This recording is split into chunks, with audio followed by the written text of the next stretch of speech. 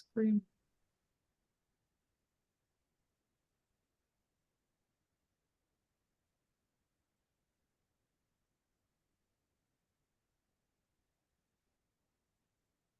Hello, everyone. Big welcome to another ECLC webinar. Very, very excited to have you here. We're going to give it a couple of minutes to let people come in, join us for lunch if you're on the West Coast, or afternoon coffee if you're in the East Coast, and join us for a chat with Jair Clarke here today and chat about a framework for change storytelling, which we are very excited about.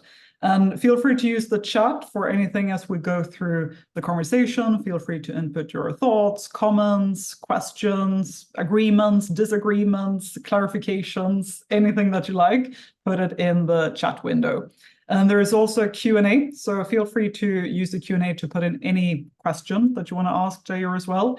And we will have all the questions towards the end, unless it's something that is around the particular topic that we're asking about and a very good follow-up question or clarification, then we will ask Jair that right away. So feel free to use the chat. And for those of you who are here, feel free to put in, the usual standard webinar format now, like where you're tuning in from. So tell us where you are, always fun to see. And we shall kick it off shortly. So today we're talking about a framework for change storytelling. And I know this is something that many of you have been talking about in the different councils and core groups as well, like how do we tell the story, right? And we are all familiar with the statistic of in 2016, the average number of changes happening to an employee was 2 per year, whereas that now in 2023 and beyond is 12 per year.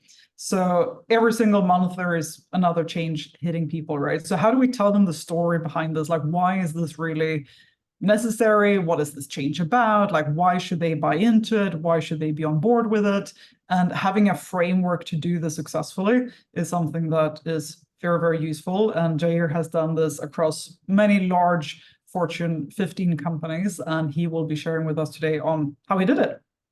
And we're very glad to be joined by Jair Clarke today. And for those of you who don't know Jair, he is the Chairman's Executive Advisor and Board Advisor of Worldwide Technology, which is a very well-known secret. It's a huge company, $20 billion company that I had never heard of before, but a very large one.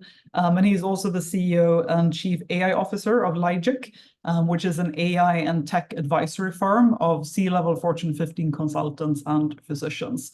And he's also a board member of Xponential. For those of you might have heard of that company, he's on the board, which is a New York Stock Exchange listed company as well. And Jair just left Microsoft last year, where he was the global CTO for a $175 billion business, leading thousands of team members. And he was responsible for commercial systems, artificial intelligence, and products across all industries for customers, partner solutions, very, very large technical role at Microsoft. And before that, he was with no less than 3 other Fortune 50 companies as well. So Jair has also been with Lockheed Martin, with IBM, with Disney, and overseeing innovation, product management, digital transformation, and all of these areas that we talk a lot about in the council as well. At Disney, for example, he was in big data, digital analytics, strategy, and working with the chief commercial officer to build out the things that monetize the Disney products as well. So things like mobile apps, wearable devices, e-commerce. And I think your coolest role was probably with IBM Watson, Jair, where you had a US top secret security clearance. That's something we definitely have a lot of follow-up questions around. How do we get that security clearance? And Jair oversaw all the technical capabilities for the US counter-narcotics command, partnering with various government agencies like CIA and FBI. So this is where I feel like your life should be a movie, Jair, and talk about these things. And another fun fact, and we all know we have to share fun facts, he was actually he personally engineered the humanitarian assistance software between the US and 27 African countries, and then personally delivered that software to each of those countries' presidents. So he has met 27 presidents in person to deliver software. Like beat that for a fun fact, I definitely can't. So very, very glad to be here with you today, and also lots of recognition, like top 100 CTO awards, top 100 most influential African-American leaders in business, and many, many more awards. So your life should definitely be a movie, Jair, and very, very big thanks for spending time with us here today, being with the Executive Council for Leading Change. We're so glad to have you here. Happy to be here, and I appreciate that recap. Some things I forgot in my journey, so thanks for the reminder.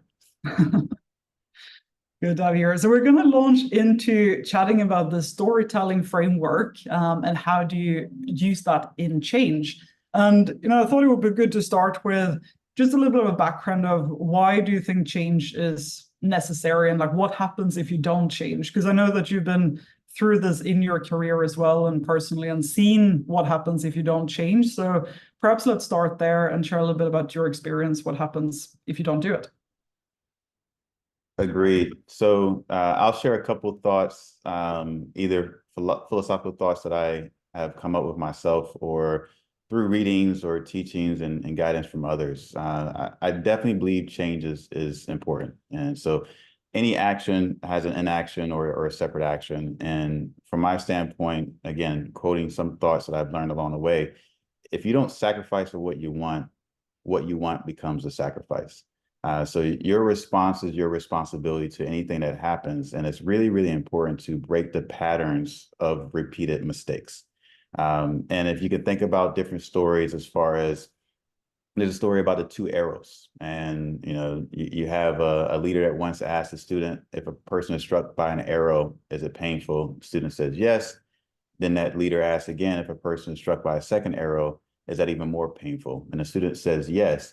But the leader goes on to explain, in life, we can't always control the first arrow. However, the second arrow is our reaction to the first. The second arrow is optional. So the pain in attaching yourself to that first arrow and the shortcomings of that first arrow and thinking about the negative thoughts, that's your reaction, that's your response, and that's the repeated patterns of our past versus what we can do to make sure that we don't get hit by that second arrow. Or if we do get hit by that second arrow, it's not more painful because it's still an arrow that hits us. So that's the kind of thoughts that I have philosophically as far as change. And when you start thinking about how to influence and impact change, it's really important on the how. And we'll talk about this a little bit later on as far as a framework, because I'm a big believer in the 6 questions: the who, what, when, where, why, and how. And part of how is an Aesop fable story about the wind and the sun, and saying that you don't use the wind to make a man take off his coat. You make it warmer with a nice sunshine, if you will. So when you're thinking about your story and you're thinking about the story that you live in is also the story that you live out, you have to really understand what you're attempting to do, understand your responsibilities, and also understand, are people really willing to change or not? And if they're not willing to change, what's your ecosystem to kind of move forward? One story personally that I like to talk about, you mentioned the Fortune 50 companies that I've been a part of. So throughout these anecdotes, I'm not going to share which company this was attributed to. But one thing that really catapulted me, but also changed the trajectory of those around me, is you mentioned the Horn of Africa story. So I went to Nairobi, Kenya, because I engineered a humanitarian assistance application from a software engineering perspective. Basically, if you think about the 27 countries in the Horn of Africa looking for funding for wells, schools, education, infrastructure, et cetera, there is a process that didn't exist for them to get U.S. government funding. And I created an application to allow them to have this workflow so that they can get the funding and aid in a timely way to support those 27 countries. So I get to Nairobi, Kenya. I'm just supposed to deploy and deliver this application. And next thing you know, I walk into the Center of Excellence and there's nothing there. When I say nothing there, there's no electricity, there's no data center, there's nothing. So my short turnaround of going in there and just delivering as a tech guy turned into learning about network topology, learning about infrastructure, speaking some language, some version of Swahili to make sure that we can actually get things up and running, to then, when it's prime time, staying there a lot longer than I did, it got time to showcase this information. And when I was able to showcase the application, the person that was able to and tasked to showcase this and present this at the very last second just slid to the right, put their hand on my back and inserted me on stage and pretty much said, game time. And if you can imagine that change in scene and that change in venue where you're the tech guy just sitting back and everything is ready to rock and roll. And next thing you know, you're in front of 27 country presidents, magistrates, ambassadors, four-star generals, admirals, et cetera. And you don't know who speaks what language because it's across 27 countries and how you're actually going to navigate and inform people what you're trying to build. That was the scene that I walked in on at the last minute, and I could have folded my tent and slid to the left, or I could have done what I did, which was step up and make things happen.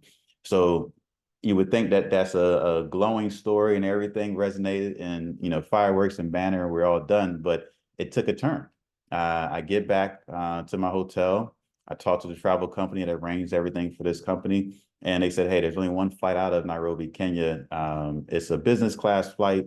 The next one isn't for like 36 hours. We're doing an exception, approving it, and we're sending you home. We're good to go. Got it in writing, whole 9 yards.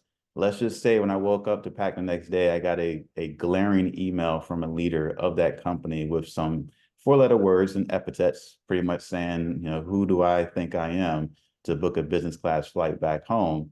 And that they rejected my flight and it's not approved, and I have to find my own way back to my own home country. So without getting into a lot of details on that, I didn't have a lot of money at the time, but I figured out a way to get back home. Apparently some people helped that leader understand that it wasn't my request to book that flight, that it was approved and everything else that came with it. And next thing you know, I'm getting put on the front cover of the magazine of the company and getting awards and accolades, but none of that really changed how I was treated. The perception and assumption that was going on and what they thought was happening versus what didn't happen, even though I extended months of my life to help turn this around because that company was on the hook to deliver this. So all that was taken to the side because they thought I bought a business class flight, which I wasn't even able to do because network back then wasn't even powerful for me to check email. But with that said, there wasn't advancement for promotions until that occurred. And I wasn't about being promoted because of a mistake in which, let's just say, the general at the time of who we were supporting from a military perspective actually told all the companies, whoever has Jair Clarke has a contract. And eventually that $400+ million contract went to another company that I joined shortly after that. Wow. Like Carlene saying in the chat, what an arrow. Exactly, right? Absolutely. Absolutely. Well said. That's definitely an arrow. And what was on the hook, like for that company that you were with at the time? What would happen to them if they didn't deliver that, to understand the significance around this change a bit? I think it's a phenomenal question. I don't know the specific answer to it, but if we set the stage, you know, the $400+ million contract, at that time there was two wars happening, concurrent wars happening at the same time, and everything from a technology perspective was done by this particular company. So from a U.S. government perspective, to be in this situation where we're supposed to support these 27 countries, and this was the banner. This is the reason why all these leaders across the world were coming to this facility to ribbon cut this particular application. If we didn't deliver that, I'm sure there'd be a few conversations across different countries about why not. Yeah, and then political things at stake as well, not just a simple reorg in a way. Sure. Very cool. And so diving into this framework that you have in these 6 questions, how did you come to this framework in your own experience, and what led you to start using this framework in the many, many changes that you've driven across your career? Yeah, so and I'm sorry, I'm a little bit under the weather. So if everybody's not able to hear me that well, I apologize. But it boiled down to a couple things. It boiled down to the story I just mentioned around how people see you from a value perspective and how you see yourself. Because one of the biggest conversations, whether you have a belief in faith or spirit or something other than you or yourself, the biggest conversation you have with yourself every single day is the conversation with yourself, because what you believe is real, and that's what's going to happen. So as I navigated my journey of who I am and my purpose, as I navigated tons of other stories I can share with y'all about how I've been treated, and if I start thinking about the story about the $20 bill, and whether that $20 bill, if somebody had a crisp $20 bill, would you take it? And then if somebody handed a $20 bill after they put mud on it, if they stepped on that $20 bill in front of your face, if they stomped on it, if they did a lot of things that aren't the cleanest to that $20 bill, and they handed that to you, would you still take it? Because the $20 bill is still the same value of $20, but what they did with it, crumpled it up, and what they did in front of you with it is something that you have to interpret the worth and value of that $20 bill, and the obstacles you're faced with as you're receiving that $20 bill or declining it. So how people are treating you and how people are communicating what they're trying to convey to you is really, really important to me. And those 6 questions of the who, what, when, where, why, and how really boils down to this. If you're not able to explain your position to a 3rd grader, basically, if you're not able to explain what you need to do in layman terms, then you're not as positioned as you need to be to explain it to any audience.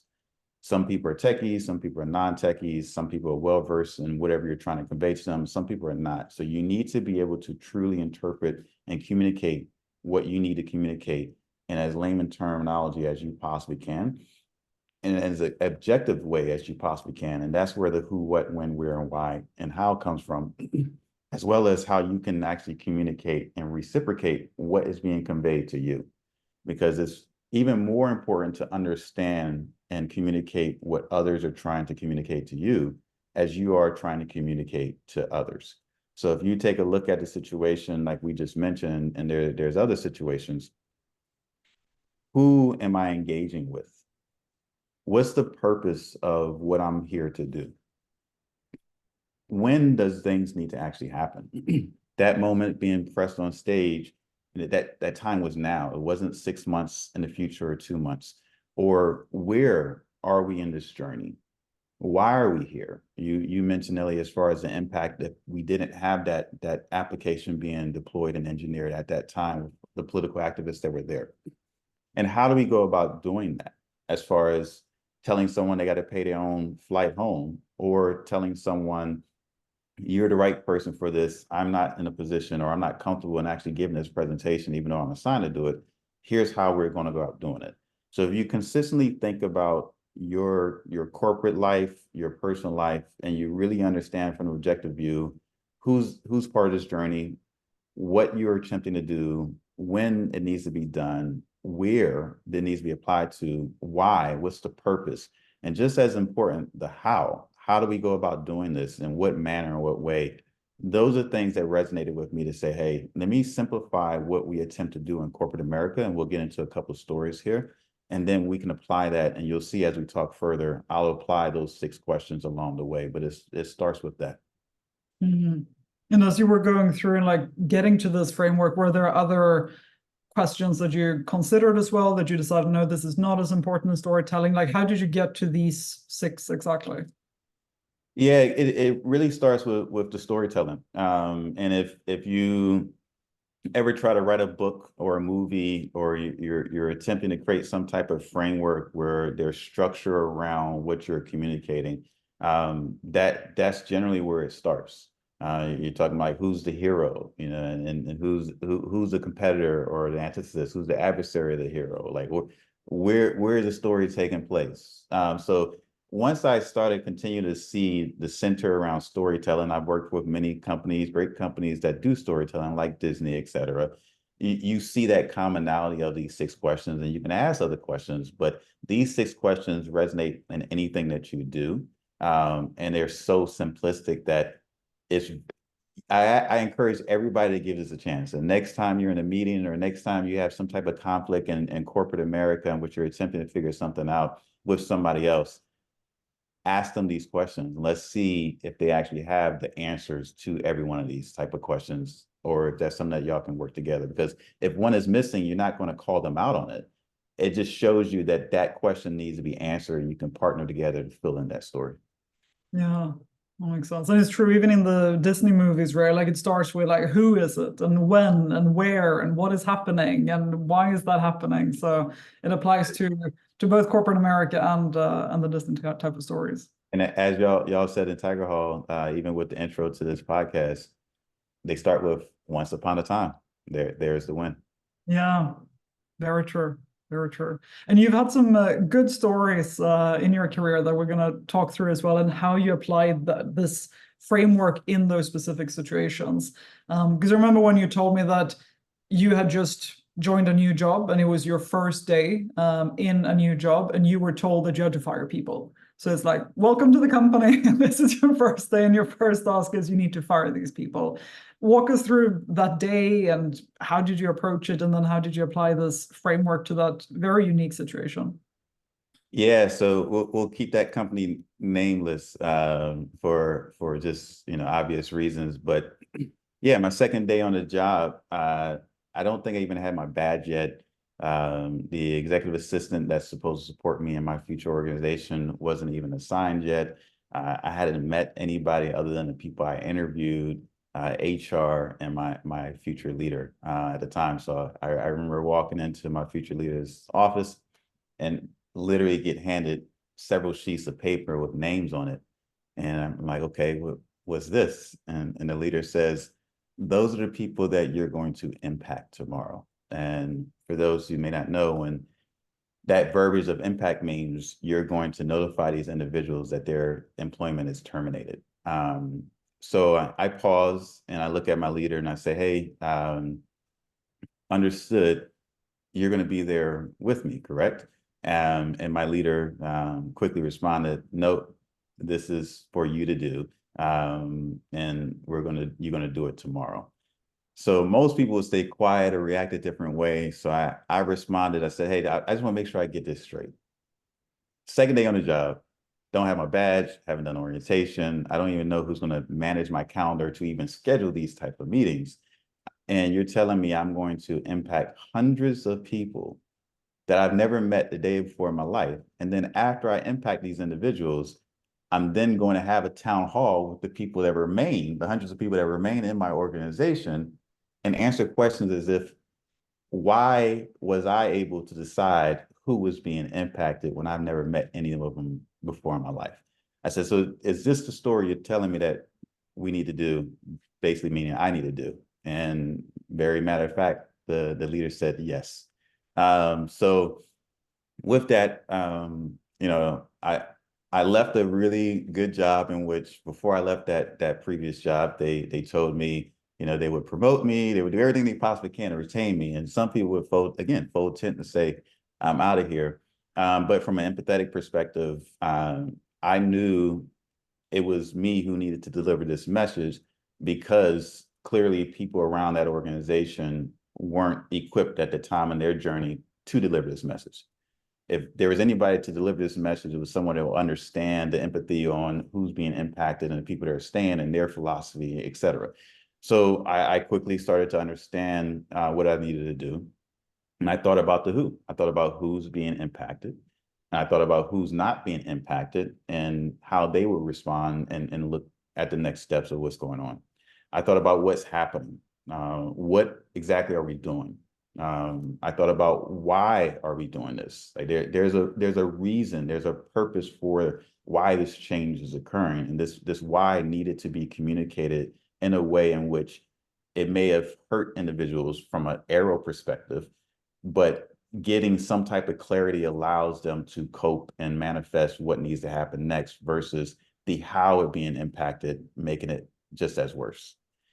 The where, what's the setting? How do we actually make this happen? And then the town hall, how do we have that in an environment in which it's not cold or abrasive and people can understand? And then I just mentioned the last part as far as the how is what kind of empathy, what kind of clarity, what kind of approach to the message can be conveyed so that it's not drug out, but there is still enough of a safe space, a comfort space for them to actually come to terms with what's happening in a way in which they're hearing it from somebody they never met a day in their life, they just heard about. So that gave me structure to really approach it in a way in which apparently it went well, because I stayed with that company for a number of years. And I was able to grow my organization in a way in which people began gravitating towards our common cause, unfreezing mindsets, and we actually were able to be as productive as we possibly could. That's an incredible story, and like what a day, and to join and have that as the immediate first task. It's very special. And none of it was known until I actually came in that second day. So there was no hint of anything happening like this. It was not like when you applied to the job, the first note in the job description was like, hey, this is what you're gonna do on the first day. Not at all. Not that one or the last conversation. We said, hey, we look forward to seeing you tomorrow. Get situated, get welcome. Not even the first day did they mention anything. Crazy. And when you apply this framework to a situation like that, is it always in that order? Like, do you always start with the who and end with the how, or would you flip it around? Great question. I don't have a systematic order to what questions I ask first. I do place a lot of emphasis on the how. People are people first. Your titles, etc. Like whatever titles I've had in my life, they don't stay. When I think about my mother or father or siblings, etc., those are important titles, but they're still titles. You are a person as a person first, and as people, how we show up to each other is really, really important. So I tend to start with the how, but there's no systematic approach. As long as you're able to broach each one of those questions, and when you have a gap or you have clarity or you have an approach to that question, but it may not be the best approach, and you can validate it with somebody else, that order doesn't matter, because you show up knowing all the answers to the questions or asking for help for the ones you don't. Okay. I assume when it's like laying someone off or impacting someone, it would start with the who, because the who is then you, the other person, right? So they would need to know that. Absolutely. Absolutely. Awesome. That's incredible stories. And the other story that I remember when we've been talking is when you changed the compensation model for 100,000 plus people. That's also another very fun exercise to go through that's impacting people. So tell us about when you're changing compensation structures for people, which I know many in the audience are going through as well. How can you apply this framework to basically telling people you're going to make money in a different way now? Yeah, so that was definitely a team effort. So everything we do is a team effort. But with that one, I'll be as careful as I can so that we're not talking about the specific company. But imagine if everyone here is employed. Imagine you're making money on a consistent basis, the same way for months, years, decades, and then the next day you're told, you know what? That dollar that you make by doing this one thing, you no longer make that dollar doing that one thing. You now need to partner up, pick up the phone or reach out and communicate with somebody else. If not, then you'll start making, hypothetically speaking, 75 cents, not a dollar. Or you can actually start making $1.25 by just picking up the phone. So the philosophy of changing how people spend and how people make money is something that's near and dear to a lot of people on a daily basis. And that's part of the thing that we were tasked to do. So as we started looking at changes to the company, to the organization, how it's structured, how we engage with each other, it really boiled down to a multiplier. If we come together, we can sell together. And if we go to a sales approach as individuals, then we will be very disjointed. We would lose opportunities for footprints and to gain ground with our customers and partners, simply because they see one umbrella coming to them in various forms and methodologies, which could be very cumbersome and very inconvenient and time consuming. So at that juncture, literally changing the way people change how they get paid, let's just say it takes an act of Congress. It's not somebody that can just say, you know what, we're going to do this and we go forward, because again, there's a second and third order effects. So just because you change sellers' compensation That's going to change the marketing side, the finance side, as far as forecast, budget, et cetera, the legal side, ramifications as far as somebody coming back at you and saying, no, you can't change my dollar. So how do we go about doing that? It talked about inputs and outputs and really understanding the sequence, the engagement, the workflow of everything that I do is an output, and different teams use that output, which means my output is an input to what you have, and everything that you have produces an output. And understanding that shake, that agreement of when I give you something, I just don't throw it over the fence. And when you receive something from me, validating that what you received is exactly what you need is just as important than me throwing it over the fence. I can't just throw it over the fence and say, you got what you need. No, I need to understand and validate it. So then it becomes, again, those questions. Whose output is an input to somebody else? What is that output that somebody else is receiving as an input in that engagement standpoint? Why are we providing that output to that individual? When does that person need that output as an input so that they can continue to do their job and move forward in their storytelling? Where does that input provide what they need? And where do we actually deliver it to them so that we can continue to move forward? And again, just as an important, how? How do we actually provide what is needed to others? And how do we receive what is needed from others in order for us to move forward and do what we need to do? And as we looked at that framework and literally had a screen and slides that said, here are 15 or 16 different teams, and here's the outputs that are now the inputs and the validation, the sign-offs, and et cetera, it changed the game for that particular company, and it changed the game with how that company is structured and the business is structured. And we began no longer having individual business units.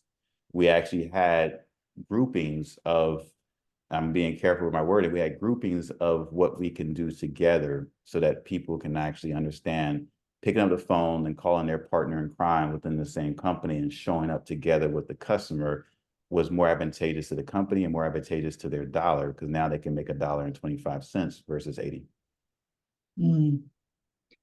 That's very interesting. And when you presented this to them, did you go through that step by step, or like do you weave it in together as like one all-encompassing story?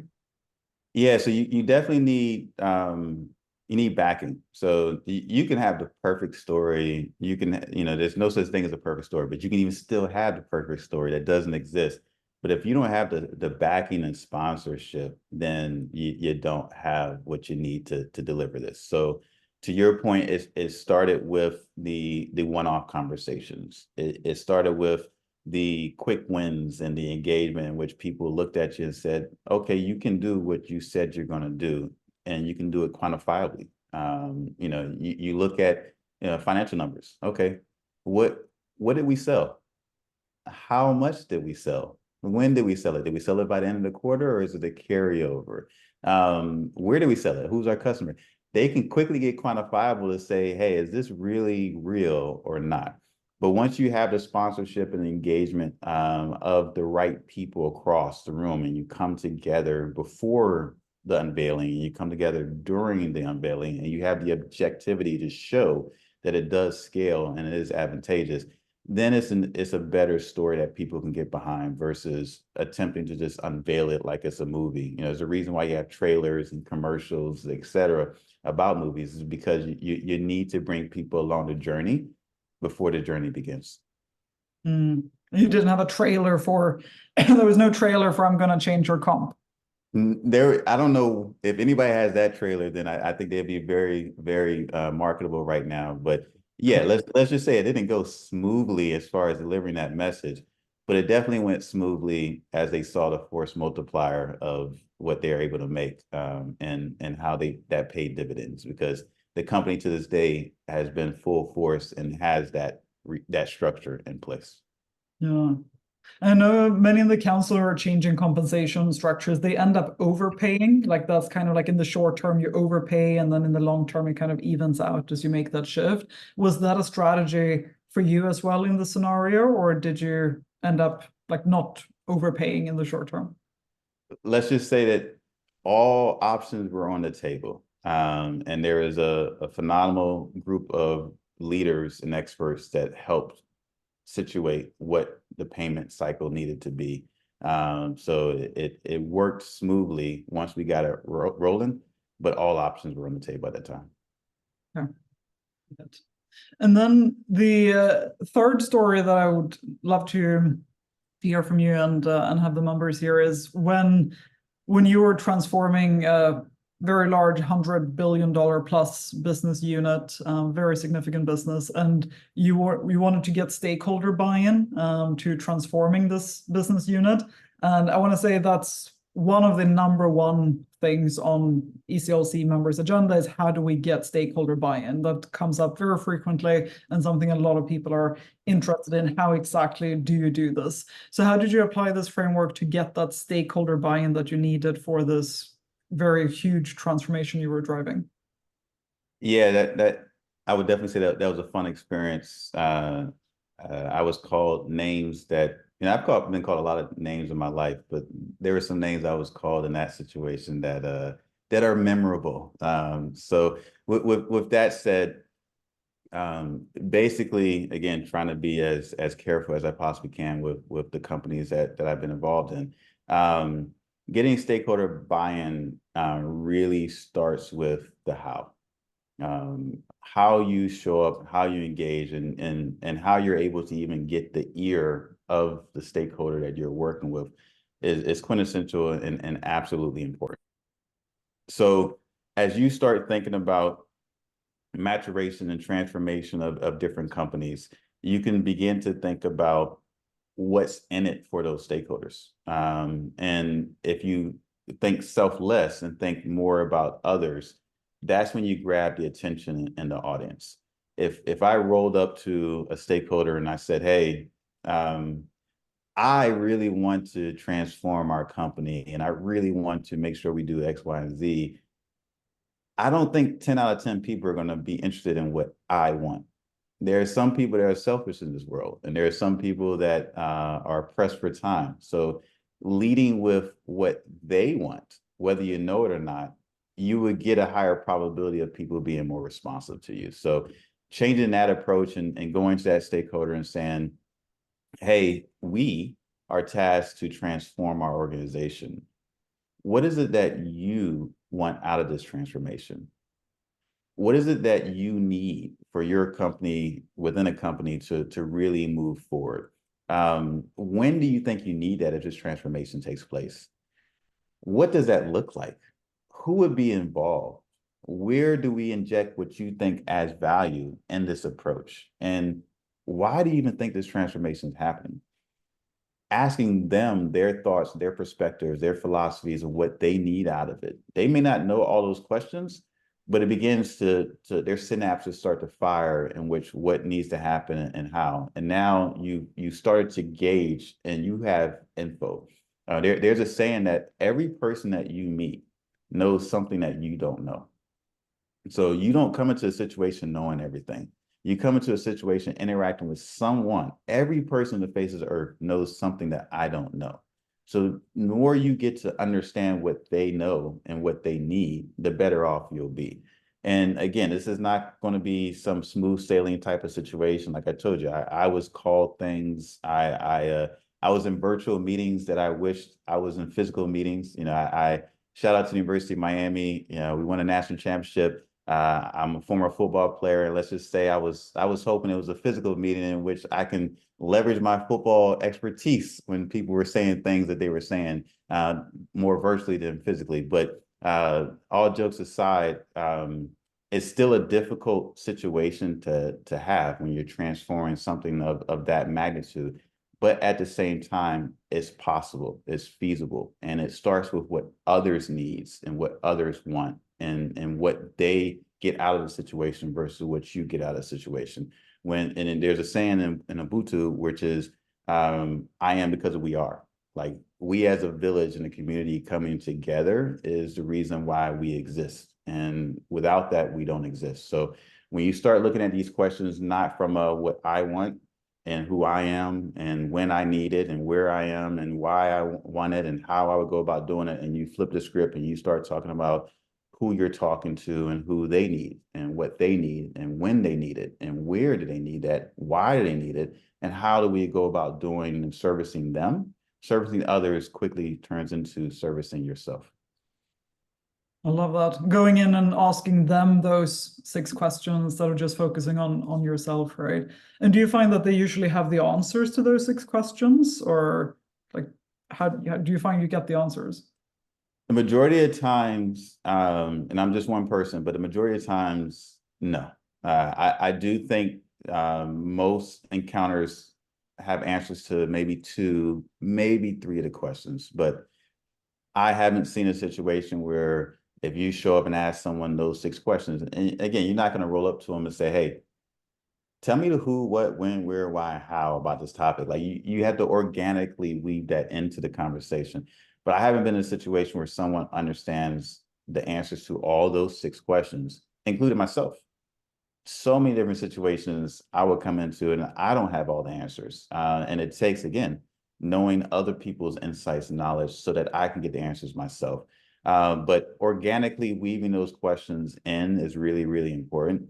But then the other secret to it is it triggers a follow-up conversation, especially with those very difficult individuals. You know, at least one thing that people have that they're not able to create more of, including daylight savings time, which is a whole nother story, or, you know, the speed of light, is time.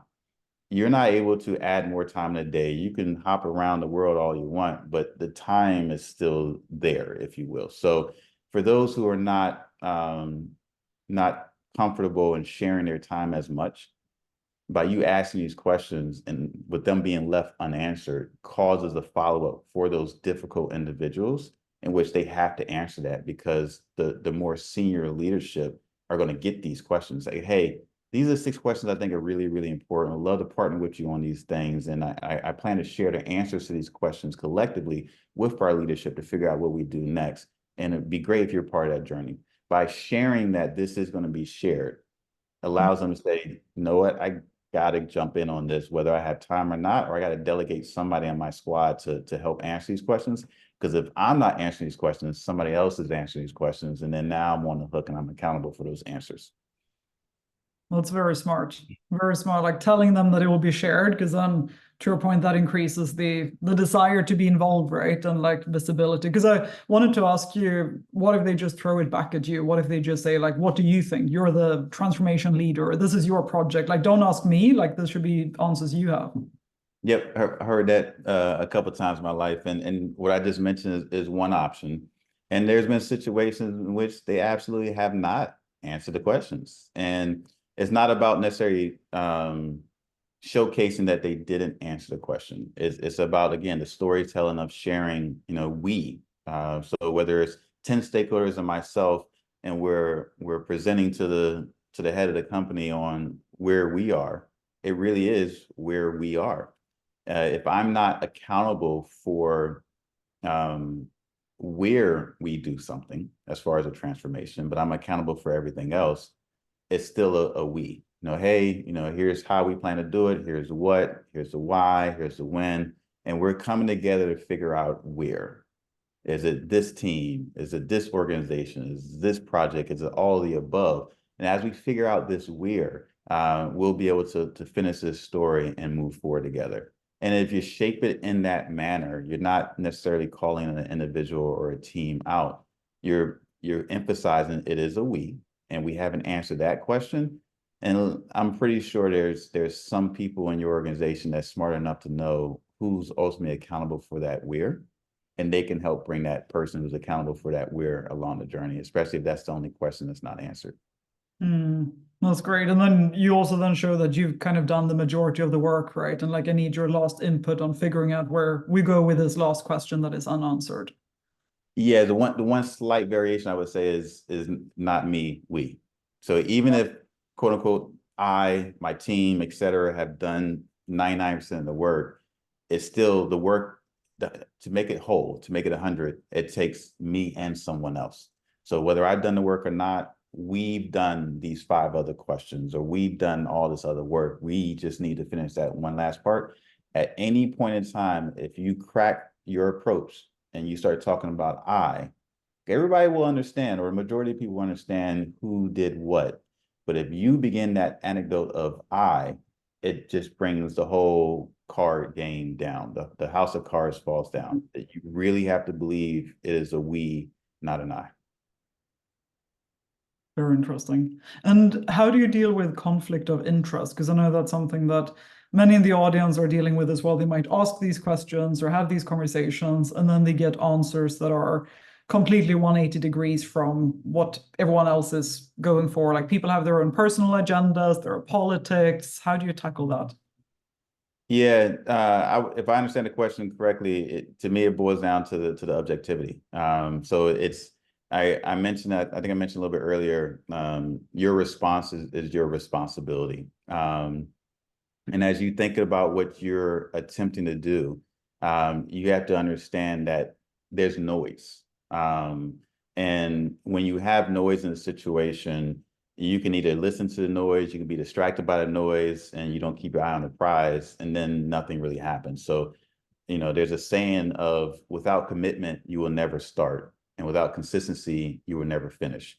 So it's really, really important to understand, even through the noise, you have to kind of pursue and persevere and push forward. And if you think about a tree, so a tree that you can see that's blossomed, it's 100 or 200 feet tall, et cetera, it started as a seed. And that seed was underground below soil where nobody saw. And as you face the conflict, as you face the strife and trials and tribulations, that's what that seed faced. And as it grew and penetrated the soil and grew up to this couple 100-foot, tree, it started as that seed that needed to break through its own shell to even break through the soil to then even grow against gravity. So it's really, really important to understand that you're going to face noise and adversaries all day long. But the more you apply energy and effort into that noise versus staying true to your North Star, your Polaris, the longer it's going to take to get to Polaris, the lack of commitment, consistency, and you may not ever get there because you're focused on the noise along the way. So stay objective, stay true, and stay consistent. That is great advice. Super. Okay, everyone in the audience, this is a great time to throw in your questions in the chat or in the Q&A section and ask Jair anything that you want before we wrap up. And I'm going to start with the first question, Jair. I want to know if there's any situation where you found that this framework hasn't worked for you, like could be personally, professionally, like where have you found yourself needing to pivot, or has it worked in all cases? Great question. So it's a two-part answer. I would say there's been a number of situations it didn't appear to work in that moment. One example is I'm married, and let's just say when my wife is not happy with me, I don't care what approach I use, it may not work in that moment, but eventually it does work. In other situations, this kind of stuff gives me a goosebumps, which is I know we're pressed for time, but I've had a number of situations where I've interacted with coworkers or people on my team, and I did everything I could to possibly help these individuals, but they didn't see it that way in that moment. And they thrashed and they did everything they possibly could to just showcase how demonstrative they are about what's about to happen.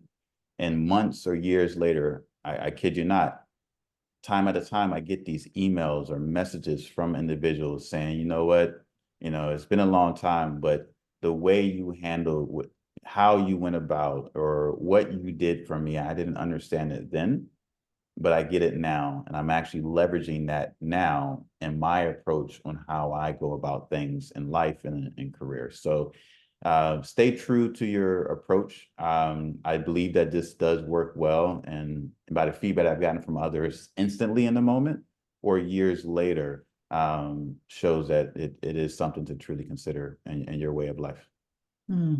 Even with wives at times. Even with wives. I mean, she may not get on the camera and admit that, but hey, eventually it worked out. She's kept me around this long, so it's working out in the end, I guess. Long-term success For There sure. it is. Short-term pain for long-term gain. Indeed. Awesome. And in true Tiger Hall-ish fashion, I'm going to ask you to end with 3 actionable steps that someone can take in the next 24 hours to start implementing this. What are 3 things people can start doing right away? Yeah, first thing I would say is to know thyself. Literally take some time to figure out who you are, what your purpose is. And that sounds like a very simple, but it's a very complex type of engagement. So step number 1 is begin to understand your why and your purpose and what you're about. So take these 6 questions and put it on you as the individual and answer these questions and take your time to do it. The other thing I would mention is we talked about noise and friction in the system. Typically, before I start a conversation or a meeting or et cetera, I'm very punctual, but I'll take 30 seconds and I'll actually take some breaths. I'll like breathe into my lungs where my shoulders up to my ears, and I will breathe out until everything is concaved and my chest is deflated. And I take consistent breaths because anytime you start with something, you need to be as close to at peace as you possibly can. You know, I'm a big believer in a tuning fork. So if you have a tuning fork and you pluck the tuning fork, it will reverberate in your hand. That's what's inside of you. So external factors can pluck that tuning fork, but how long your tuning fork reverberates is on you. So being able to silence and breathe your tuning fork to silence is really, really important in any situation. And then the last thing I would ask is true to these 6 questions. You take any project or any situation you're dealing with in corporate America and see if you know the answers to your side of that project or situation, and if you know the answers that the stakeholder would bring to the table. That will actually help you understand if you have as much comprehension about what's going on from the other side. Again, understanding other side of you more than you want to communicate yourself is just as important. I love that. Starting with asking yourself and reflecting on any type of project and change initiative you're leading right now and seeing where those gaps are. Very strong. Awesome. This has been a great conversation, Jay. I really, really appreciate it. We have many comments in the chat as well. This is an awesome webinar. People writing in, so incredible stories. Someone saying it seems having to deal with big unexpected situations happen quite often in your life. So there might be more of these unexpected situations, and you seem to be the right person to deal with them. So it's good that they happen to you and not to most of us. Whoever said that, I appreciate it. I'm becoming more comfortable in the uncomfortable. Very much, very much. Being comfortable with being uncomfortable. That's for sure a super strength. And I love that with so many one-liners as well that I take away from this. Like if you don't sacrifice for what you want, then what you want becomes the sacrifice. I thought it was very profound. And the biggest conversation you have every day is with yourself, which is so true. And what you also mentioned towards the end, that without commitment, there is no start, and without consistency, you will not finish. I thought these were very golden nuggets as well. So for everyone who listen, we will share this, the who, what, when, where, why, how. We'll send out the recording to everyone who couldn't join us live, and everyone will get these 6 questions so that you can also take back, start that self-evaluation, the conversation with yourself, and see if you have the answers to these 6. And thank you everyone who tuned in, and a huge thank you to you, Jair. This has been great, and really appreciate that you took the time out to do this with us. Thanks for having me, Nelly. Always a pleasure talking to you. I appreciate it. Likewise. And get better and rest up and get out of the weather. Thank you so much. Thank you, everyone. Have a good rest of your days and see you soon.